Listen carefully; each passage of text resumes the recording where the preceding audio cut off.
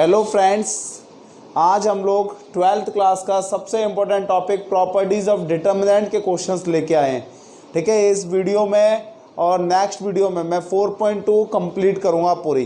ठीक है, उसके बाद कुछ एक्स्ट्रा क्वेश्चंस की भी बातें करेंगे। ठीक, तो 4 चैप्टर है क्लास 12th का डिटर्मिनेंट्स। ठीक है, उसमें सबसे इम्पोर्टेंट टॉपिक है प्रॉपर्टीज़ ऑफ डिटर्मिनेंट। बाकी चैप्टर हो जाता है आराम से। ठीक है, प्रॉपर्टीज़ ऑफ डिटर्मिनेंट्स मैं प्रॉपर्टीज़ को क्वेश्चंस के साथ में समझाता चलूँगा। ठीक है, क्वेश्चन नंबर 1 देखते हैं। पहले ही क्वेश्चन उसने बोला है del is equal to this one is x y z a B C.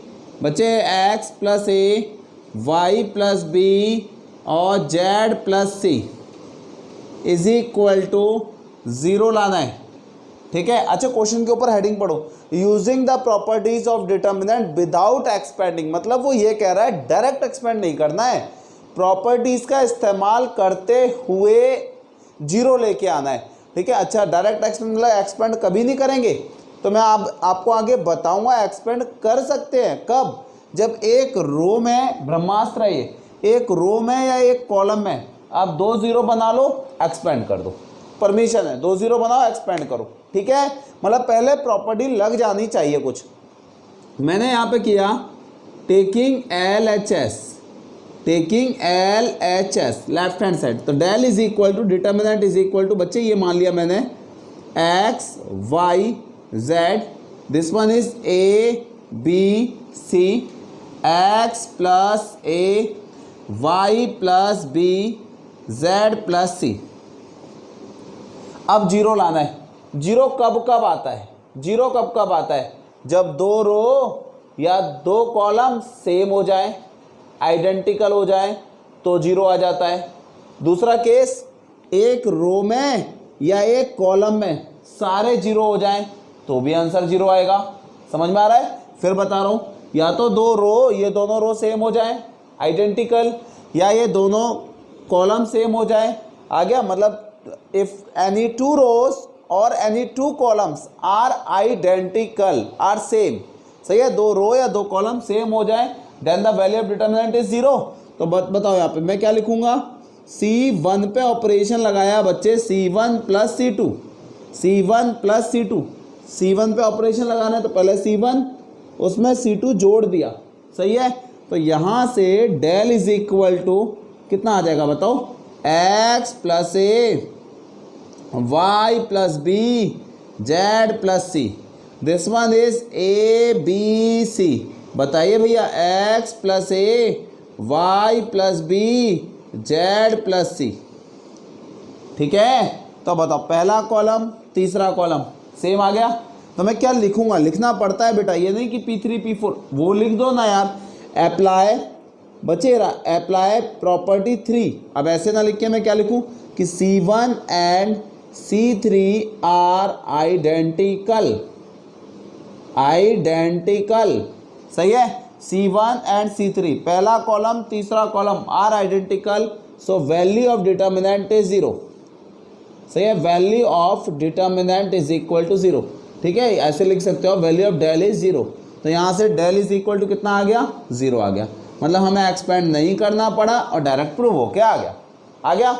लेकिन मैं बार बार एक बात समझा रहा हूं, विदाउट एक्सपेंडिंग का मतलब बिल्कुल ये नहीं है कि आप एक्सपेंड नहीं करेंगे, आप एक्सपेंड कर सकते हैं, लेकिन पहले कुछ प्रॉपर्टी लग जानी चाहिए, 2 0 बन जाने चाहिए, उसके बाद आप एक्सपेंड कर सकते हो। ठीक है, चलिए पहला क्वेश्चन आपको क्लियर हो गया होगा बेटा, वीडियो को पॉज करेंगे और आप नोट कर सकते हैं। ठीक है, आइए हम लोग क्वेश्चन नंबर 2 पे आ रहे हैं। इसी के क्वेश्चन नंबर 2 पे मैं एक एक क्वेश्चन पे हर प्रॉपर्टी की बातें करते हुए आगे बढ़ूंगा। ठीक है बच्चे, क्वेश्चन नंबर 2 है, यहां कुछ दे रखा है a माइनस बी, ठीक है, b minus c and c minus a. ठीक है भाई, a minus b, b minus c, c minus a. दूसरी लाइन में दे रखा है b minus c, c minus a और a माइनस बी। ठीक है, थर्ड में दे रखा है c minus a minus b और b minus c is equal to 0।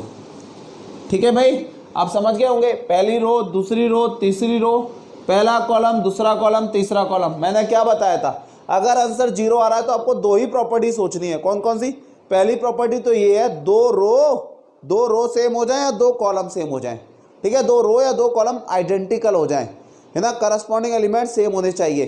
तो वैल्यू ऑफ डिटर्मिनेंट आंख बंद करके 0 लिख देना है। दूसरी बात क्या है कि एक रो में या एक कॉलम में सारे 0 हो जाए तो भी आंसर 0 आता है। देखिएगा यहाँ, टेकिंग LHS, आराम से टेकिंग LHS। स्टूडेंट ये हो गया del is equal to, del मतलब यहाँ डिटर्मिनेंट के डिनोशन से है, ठीक है, a minus b, b minus c, c minus A, b minus c, c minus a minus B, c minus a minus b minus c. ठीक है भाई। अब बताओ, मैंने ऑपरेशन लगाया पहली रो पे R1 plus R2 plus R3। इतनी सी बात समझना, जब पहली रो पे लगा रहे हो तो पहली रो, फिर R2 R3 जो भी जोड़ने घटाने करते रहिएगा। आगे ये प्रॉपर्टी क्या होती है? Property number 6, all the operations are valid here. यहाँ सारे ऑपरेशंस वैलिड हैं। वो वाले ऑपरेशन जो कहाँ यूज होते थे? Elementary transformation. आ गया, इनवर्स निकालते थे 3/3 का या 2/2 का, तो वहाँ एलिमेंट्री ट्रांसफॉर्मेशन में जो ऑपरेशंस आपने सीखे होंगे, और नहीं सीखे हो तो बेटा मेरी एक वीडियो पड़ी हुई है 3/3 के इनवर्स की, आप उसे देख के सारे ऑपरेशंस देख सकते हो वहाँ से, ठीक है। उनका इस्तेमाल कर रहा हूँ मैं। R1 पे मतलब पहली रो पे ऑपरेशन लगा रहे हैं with the help of R2 and R3। तो R1 plus R2 plus R3, बहुत आराम से सुनना, ये प्लस ये, आप देखो तो a minus b plus b minus c plus C minus a. बताओ, a से a गया, b से b गया, c से c गया, तो ये वाली जगह पे ये देखना डेल इज इक्वल टू, मैं आपको समझाने की कोशिश कर रहा हूँ, ये प्लस ये, तो इन तीनों को जोड़ा तो 0 आया, इन तीनों को जोड़ा तो b से b गया, c से c गया, a से a गया, 0 आया। इन तीनों को जोड़ा भाई, R1 पे तो ऑपरेशन था R1 plus R2 plus R3, तो ये कितना आ गया? 0 आ गया। तो यहाँ पे मैं अगर इसे b minus C minus a minus B, बताइए भाई ये कितना है? c minus a minus b minus सी। आपको क्या समझ में आया कि आंसर अगर 0 आ रहा है तो दो ही काम हो सकते हैं। एक तो क्या कि दो रो या दो कॉलम सेम होंगे, आइडेंटिकल होंगे, मतलब करस्पॉन्डिंग एलिमेंट सेम होंगे, ठीक है, तो वैल्यू ऑफ डिटरमिनेंट इज 0, सही है। और दूसरी क्या कि एक रो के या एक कॉलम के, अब आप प्रैक्टिकली सोच के देखो, अगर मैंने इसे एक्सपेंड करने की सोची भी डिटरमिनेंट को, तो 0 into something 0 minus 0 into something 0 plus 0 into something 0, तो पूरा 0 ही तो आना है। आ गया? इसका मतलब if all elements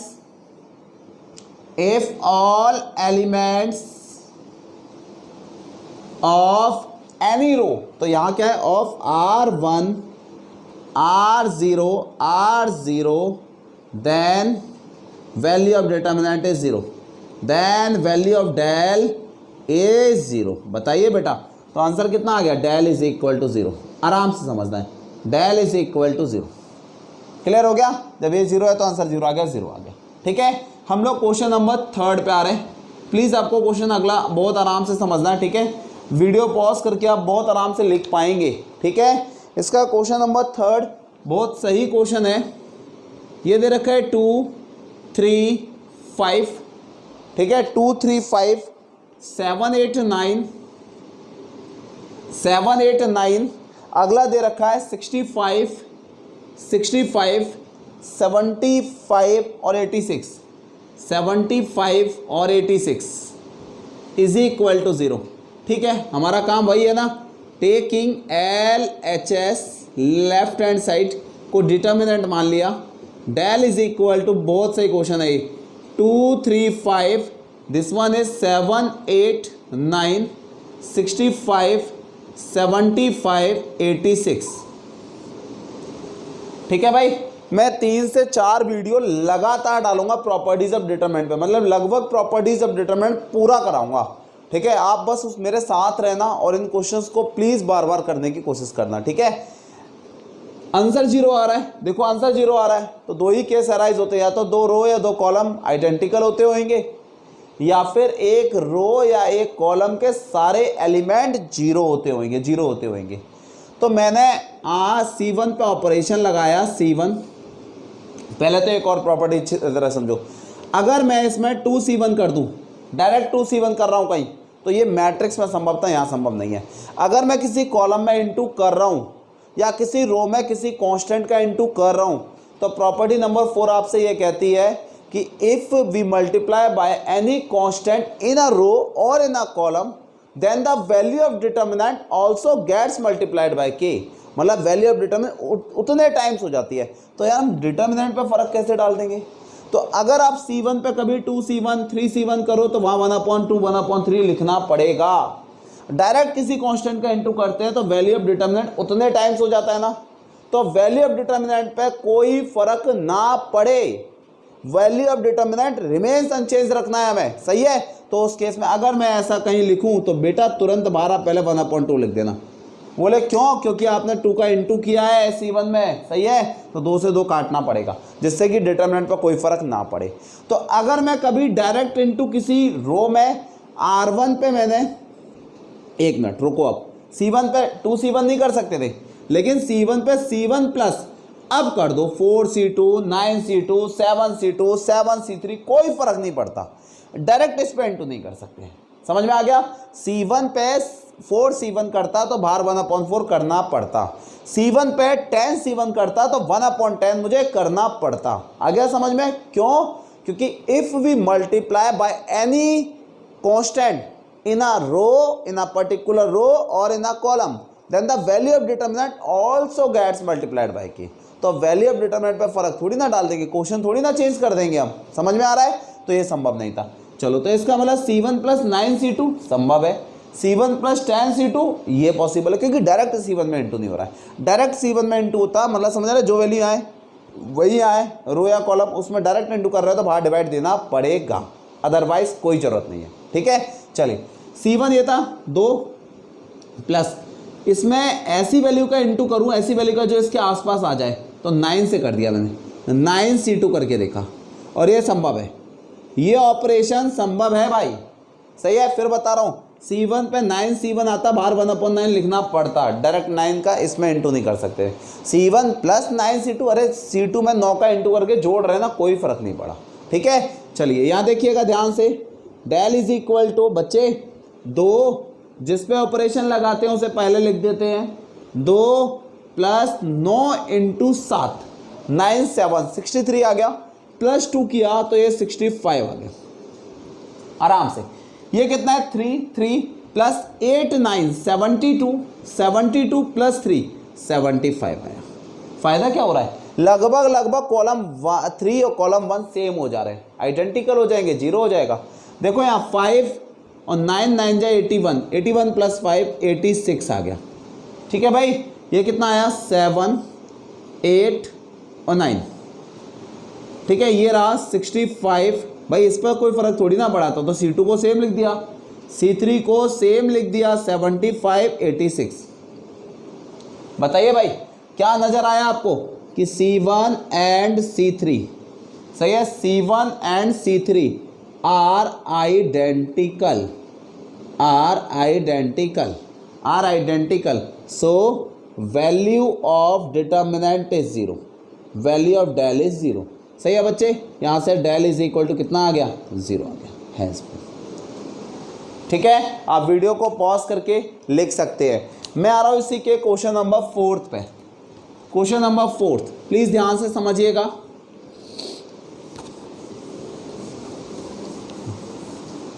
question number 4 एक बार फिर एक्सप्लेन करते हैं।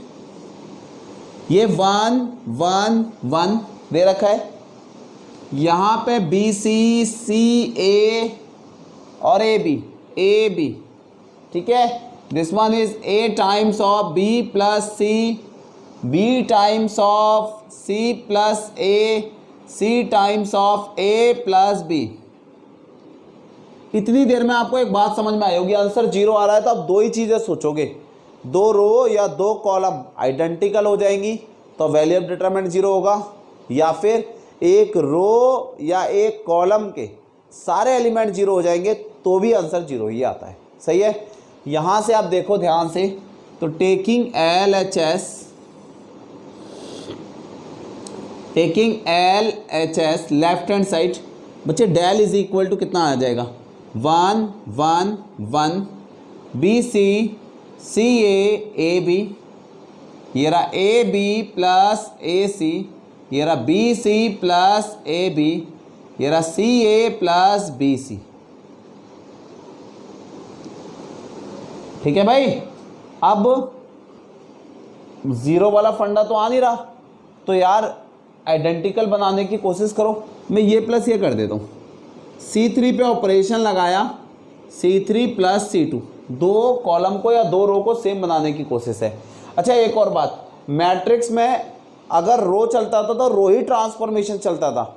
मेरी वीडियो को बहुत आराम से एक एक शब्द को सुनना, मैं सारी प्रॉपर्टीज बताता चलूँगा बीच बीच में, ठीक है। मेरी बात सुनो ध्यान से, मैट्रिक्स में अगर रो ऑपरेशन चालू हो गया तो एक बार रो पे ऑपरेशन लग गया तो फिर पूरे में रो ही रो ऑपरेशन लग रहा था ना, या कॉलम चालू हो गया तो पूरे में कॉलम ही कॉलम चल रहा था। लेकिन यहाँ ऐसा नहीं है दोस्त, यहाँ अगर रो और कॉलम मिक्स भी लग सकते हैं। R1 पे लगाया फिर आप C1 पे लगाया तो कोई इशू नहीं है, ठीक है। रो और कॉलम मिक्स लग सकते हैं, ठीक है। यहाँ देखो फिलहाल तो C3 प्लस C2, तो यहाँ से डेल इज इक्वल टू कितना आ जाएगा, ये आ गया 1 1 1 BC CA AB। बच्चे ये प्लस ये करो, ये प्लस ये, तो AB plus BC plus AC। आराम से देख लेना, आप लोग रफ में करके देख सकते हो, AB plus BC plus AC। ये प्लस ये करो तो कितना आ जाएगा, AB plus BC plus AC। ये प्लस ये करेंगे तो कितना आ जाएगा, AB plus BC plus AC। ये रहा, सही है, AB plus BC plus AC।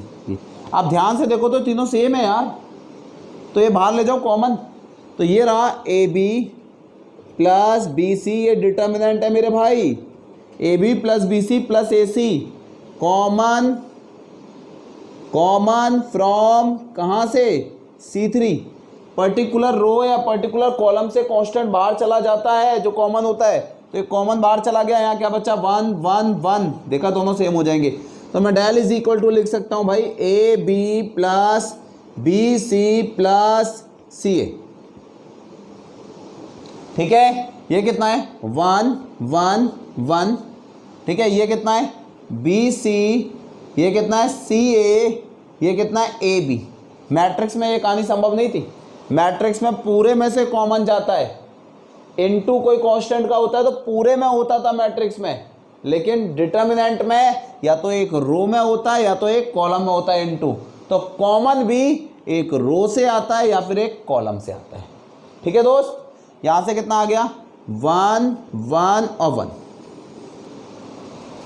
Okay. अब मैं क्या लिखूंगा यहाँ कि C1 and C3 are identical, C1 and C3 are identical, same है, so value of determinant is 0, सही है। वैल्यू ऑफ डेल इज 0, तो कितना आ गया, ये 0 इंटू ये कितना आ जाएगा, 0 आ जाएगा। Del is equal to 0, hence proof.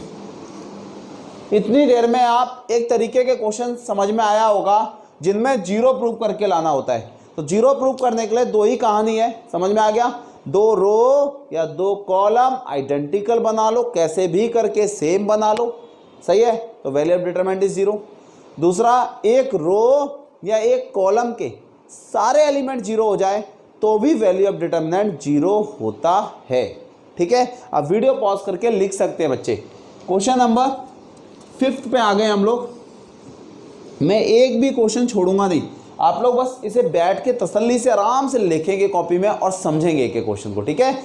इसका क्वेश्चन नंबर 5 देखिएगा, इसका क्वेश्चन नंबर 5 देखिएगा, क्या कह रहा है वो आपसे, B प्लस C, ये रहा B plus C plus A plus B, बहुत सही क्वेश्चन है ये, ठीक है। इसका Q प्लस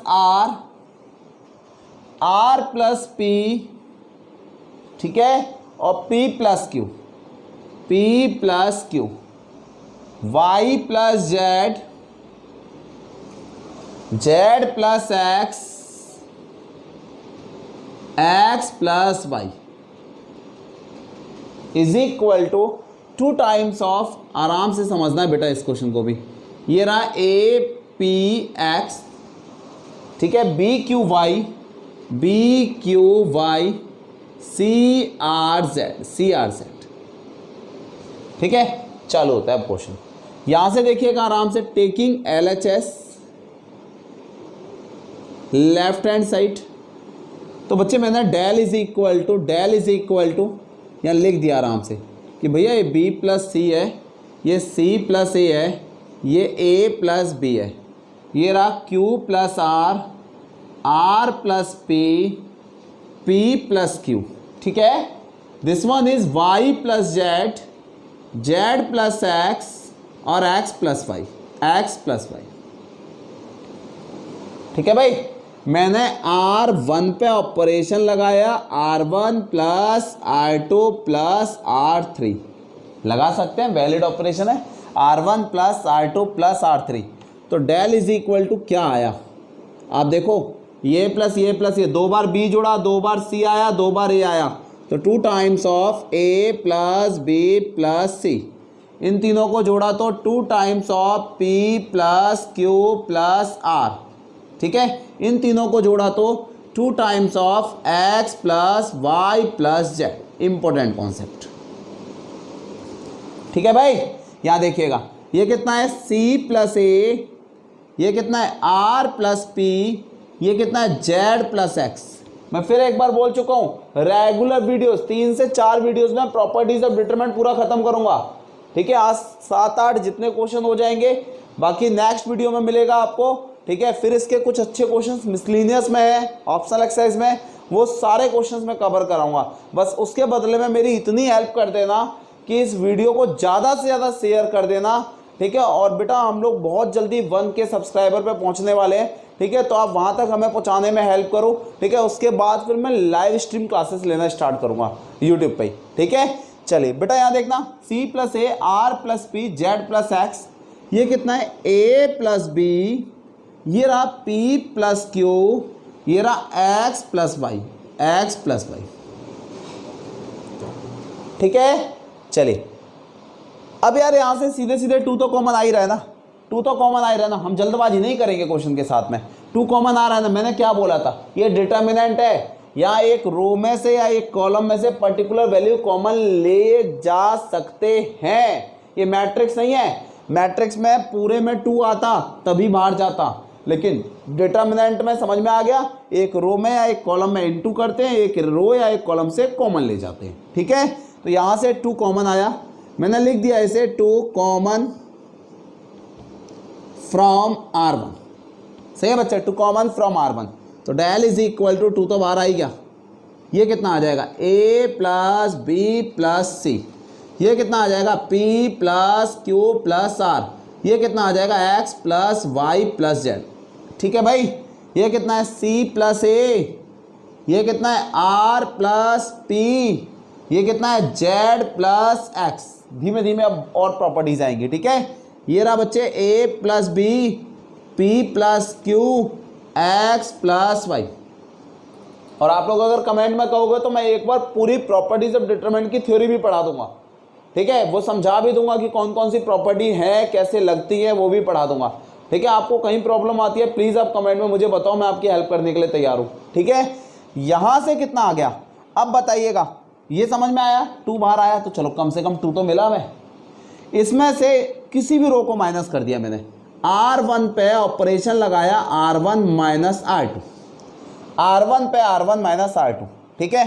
चलिए तो डेल इज इक्वल टू कितना आ रहा है, ये देखो, आगे बढ़ाते हैं इस क्वेश्चन को यहाँ, ठीक है। Del is equal to 2 times of a plus B plus C, minus C minus है तो c और a गए, यहाँ b बच गया, यहाँ b बच गया। इसमें से इसे R1 माइनस R2, मैंने क्या बताया, जब R1 पे ऑपरेशन लगा रहे पहले R1 लिखेंगे, बाद में उसके साथ जोड़ घटाओ जो करना है कर दी इसे। P गया, R गया, Q बचा, Q लिखा, ओके, X गया, Z गया, Y बचा, Y लिखा, ठीक है बच्चे। ये कितना आ गया C प्लस A, ये कितना आ गया R प्लस P, ये कितना आ गया Z प्लस X, ठीक है। आराम आराम से एक एक स्टेप को क्लियर करके आगे बढ़ना बस। ये कितना आया a प्लस बी, ये रहा p प्लस क्यू, ये रहा x प्लस वाई, ठीक है, x प्लस वाई। ओके, अब बताओ क्या करें यार, अब बताओ क्या करें। ठीक है, इतना तो आ गया समझ में। अब ये वाला वी क्यू बाई आया, अब इसमें से इसे माइनस कर दो या इसमें से, जिसे आपको मन कर रहा है। ठीक है, तो मैंने R2 पे ऑपरेशन लगा जिससे कुछ कटे, तो बी कट सकता है ना। R3 पे ऑपरेशन लगाया, R3 माइनस R1। बच्चे R3 पे ऑपरेशन लगाया, R3 माइनस R1, R3 में से R1 को घटा रहे, माइनस किया है, 2 टाइम्स ऑफ कितना आ गया, ये रहा B, ये रहा Q और ये रहा Y। ठीक है भैया, ये रहा C प्लस A, ये रहा R प्लस P, ये रहा Z plus X, A plus B minus B, A आ गया, B P plus Q minus Q, P आ गया, X plus Y minus Y, X आ गया। ठीक है, अब बताइएगा, यहाँ तक बढ़िया चल रहा है सब कुछ। अब A इसमें से इसे माइनस कर दो। ठीक है, आपस में माइनस चल रहे हैं बस। R2 पे ऑपरेशन लगाया, R2 माइनस R3, देखा P से P जाएगा, X से X जाएगा, A से जाएगा, CRZ आ जाएगा। तो डेल इज इक्वल टू आ गया 2 टाइम्स ऑफ BQY। करना पड़ेगा इस क्वेश्चन को बार बार। ये कितना आया CRZ। ठीक है, ये कितना आया APX। लेकिन ज़रूरत ये नहीं थी भाई, ज़रूरत देखो तो पहली रो में क्या था, APX था, पहली रो में APX आना चाहिए। तो पहली रो पे APX को ले जाएंगे तो R1 is replaced by R3। आइए टॉपिक पे। अरे second property, if any 2 rows और 2 columns are interchange to each other, अगर 2 रो को आपस में इंटरचेंज करो, R1 is replaced by R3, R2 is replaced by R3, C1 is replaced by C2, C2 is replaced by C3। अगर कोई भी 2 रो आपस में इंटरचेंज हो जाए या 2 कॉलम आपस में इंटरचेंज हो जाए तो value of determinant change by the sign. अगर 5 आता था सॉल्व करने पे तो 5 ही आएगा, लेकिन वो +5 आता था, यहाँ -5 आने वाला है। ठीक है, तो जैसे ही 2 रो चेंज करे तो बाहर कितना आ जाएगा -2। मैंने ये तो बताया, अगर 2 रो और 2 column are interchange to each other then the value of determinant change by the sign. ठीक है, तो APX ऊपर आ गया बच्चे, ये रहा APX और BQY यहाँ आ गया VQY। सही है, ये रहा CRZ। ठीक है बच्चे, CRZ क्लियर हुआ, CRZ। ठीक है, अब एक बात बताओ, APX तो मिल गया, यहाँ BQY यहाँ आना चाहिए था यार, BQY यहाँ आना चाहिए था और CRZ नीचे आना चाहिए था, दोबारा रिप्लेस कर दो। R2 पे ऑपरेशन लगाया, R2 is replaced by R3। Second row और थर्ड रो को फिर आपस में रिप्लेस किया, फिर एक माइनस बाहर आएगा और माइनस माइनस क्या हो जाएगा, +2 हो जाएगा। तो यहां से डेल इज इक्वल टू कितना आ गया, +2 टाइम्स ऑफ APX। ठीक है, ये कितना आ गया BQY और ये कितना आ गया CRZ। ठीक है, CRZ। अब देखेंगे तो यही प्रूफ करके लाना, 2 times of APX BQY CRZ, hence proof. आ गया समझ में? इसका मतलब एक और प्रॉपर्टी पता चल गई कि अगर 2 रो को इंटरचेंज करो या 2 कॉलम्स को आपस में इंटरचेंज करो तो value of determinant change by the sign, plus का माइनस, माइनस का प्लस हो जाता है। सही है, और वो तो पता चली गई है क्या कि 2 रो के एलिमेंट्स सेम हो या 2 कॉलम के आइडेंटिकल हो तो वैल्यू ऑफ डिटर्मिनेंट इज 0। सही है, इसके अलावा एक रो या एक कॉलम में सारे 0 आ जाएंगे तो वैल्यू ऑफ डिटर्मिनेंट ऑल्सो 0। ठीक है, आप लोग बेटा इसे वीडियो को पॉज करके लिख सकते हैं। हम लोग क्वेश्चन नंबर 6 पे आ रहे हैं, जल्दी से क्वेश्चन नंबर 6 देखिएगा। 6 क्वेश्चन में और बढ़िया कलाकारी है। ठीक है, और वो कलाकारी पहली प्रॉपर्टी पे बेस्ड है। पहली प्रॉपर्टी क्या कहती है बच्चे? पहली प्रॉपर्टी आपसे कहती है कि ट्रांसपोज की तरह P1 क्या कहती है, सुनो आराम से। P1 क्या कहती है? ट्रांसपोज की तरह। ठीक है, ट्रांसपोज करो और वैल्यू ऑफ डिटरमिनेंट में कोई फर्क नहीं पड़ेगा। आ गया समझ में?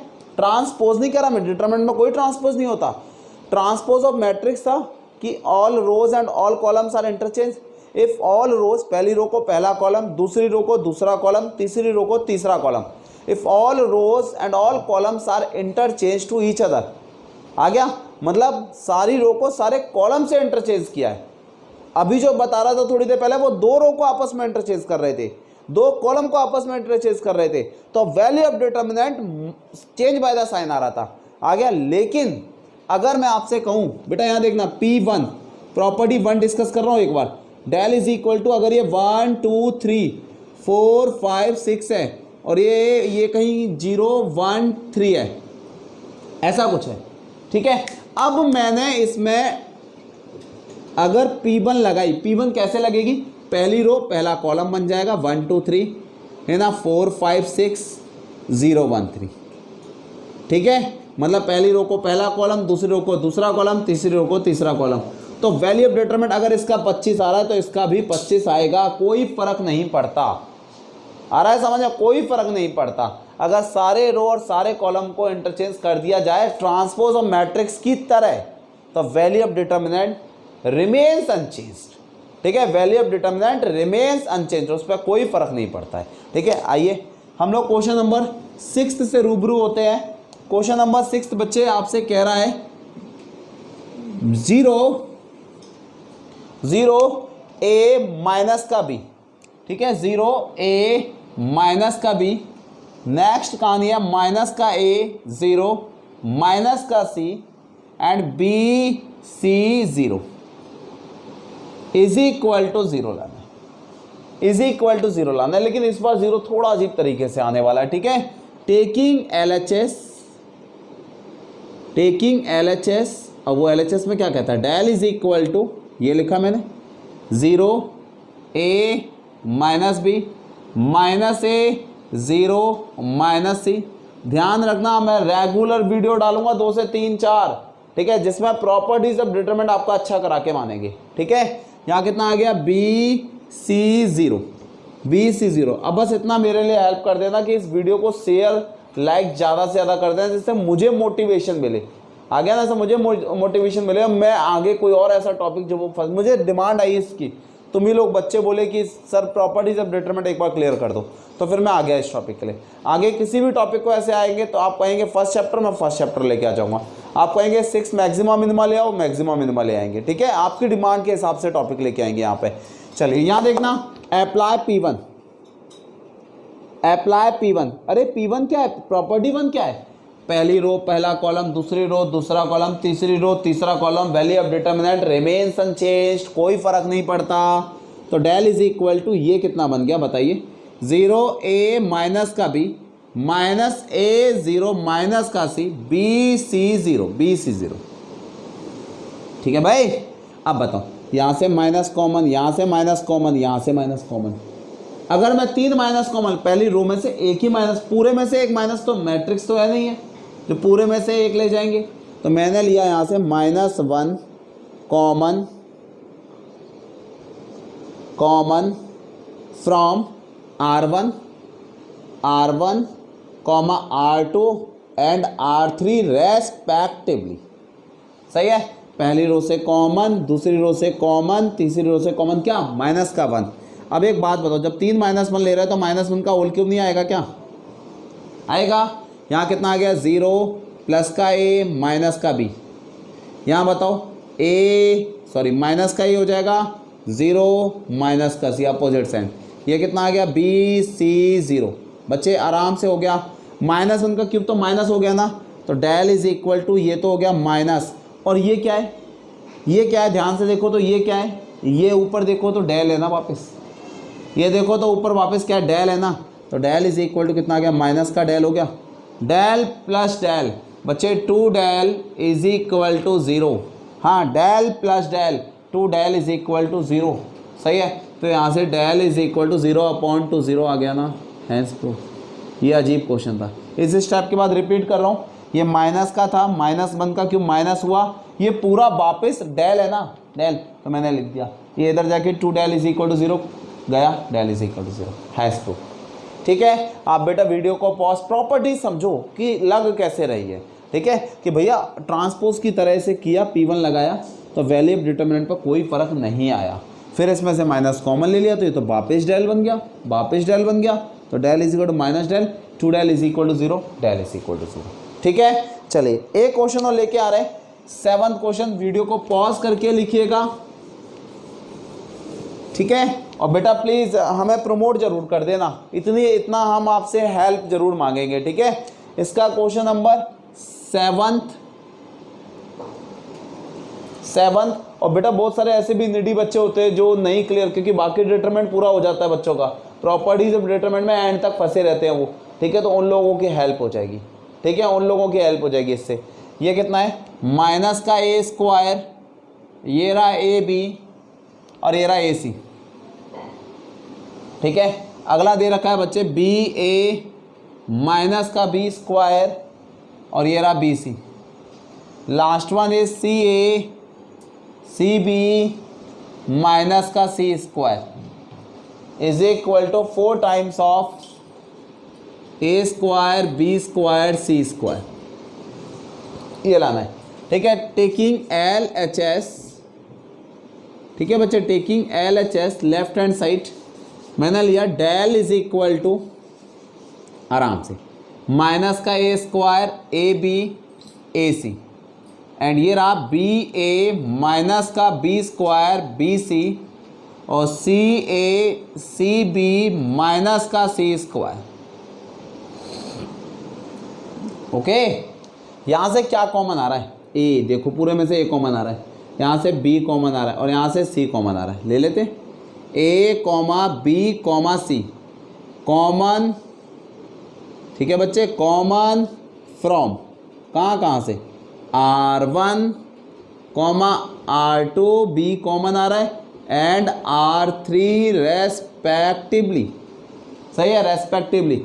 डेल इज इक्वल टू ये रहा ए बी सी, बाहर आया बच्चे कितना रह गया, minus A B C, B common तो A minus B C, C common तो ए बी माइनस सी।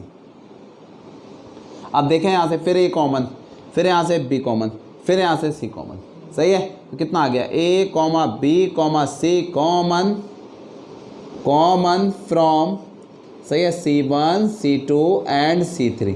मैंने आपको पहले क्वेश्चन से समझाया था कि अगर एक रो या एक कॉलम में आप 2 0 बना लो तो आप एक्सपेंड कर सकते हैं। ये भी यही एक ब्रह्मास्त्र है, ठीक है, कि भैया 3 1 आगे बताऊंगा अगली वीडियो में, धुआंधार यही क्वेश्चन है कि 3 1 बनाओ 2 0 बनाओ एक्सपेंड करो, 3 1 बनाओ 2 0 बनाओ एक्सपेंड, 3 1 बन गए तो मतलब समझ में आ गया, मोक्ष की प्राप्ति हो गई सच में, कि आप लोग मतलब स्वर्ग सिधार गए, ठीक है। देखो यहाँ पे ए बी सी, ए यहाँ से कॉमन, बी यहाँ से कॉमन, सी यहाँ से कॉमन, कितना आ जाएगा बाहर, del is equal to A square B square C square. बताइए, -1 1 1 1 -1 1 1 1 -1, सही है। ए स्क्वायर बी स्क्वायर सी स्क्वायर आ चुका है बच्चे। देख R1 पे ऑपरेशन लगा, R1 plus R2, R1 plus R2, फायदा देखना, डेल इज इक्वल टू ये रहा ए स्क्वायर बी स्क्वायर सी स्क्वायर, -1 + 1 0 आ गया, 1 - 1 0 आ गया, 1 + 1 2 आ गया, ठीक है। ये कितना आया, 1 - 1 1 1 1 - 1, ठीक है, 1 1 - 1, समझ में आया। अब यार एक रो में या एक कॉलम में 2 0 बन चुके हैं तो एक्सपेंड करो, इसे एक्सपेंड करो, ठीक है, एक्सपेंड अलोंग किसके, R1 के। उसने ये मना किया है कि डायरेक्ट एक्सपेंड नहीं कर सकते हो, विदाउट डायरेक्ट एक्सपेंडिंग। आगे समझ, प्रॉपर्टीज लगाई है उसके बाद एक्सपेंड कर रहे हो, कोई दिक्कत नहीं है, ठीक है बच्चे। यहाँ से कितना आ गया, del is equal to A square B square C square, इस 2 के लिए positive negative positive, 2 times of ये रहा 1, ठीक है, ये रहा 1 और माइनस माइनस प्लस का 1, ठीक है, 2 × 2 del is equal to 4 A square B square C square, hence prove. ठीक है स्टूडेंट, आप आज इस टॉपिक को बहुत अच्छा कर लीजिए। अपन नेक्स्ट वीडियो लेके आएंगे जिसमें रिमेनिंग 8 to 14 क्वेश्चंस, ठीक है, वो अच्छे क्वेश्चन हैं और अच्छे क्वेश्चन हैं, उन्हें कंप्लीट करेंगे। प्लीज़ बेटा इस चैनल को, मुझे उम्मीद है कि आपको बहुत अच्छी तरह टॉपिक क्लियर हुआ होगा।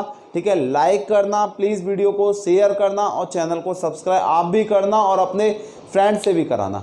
ठीक है, थैंक यू सो मच बेटा।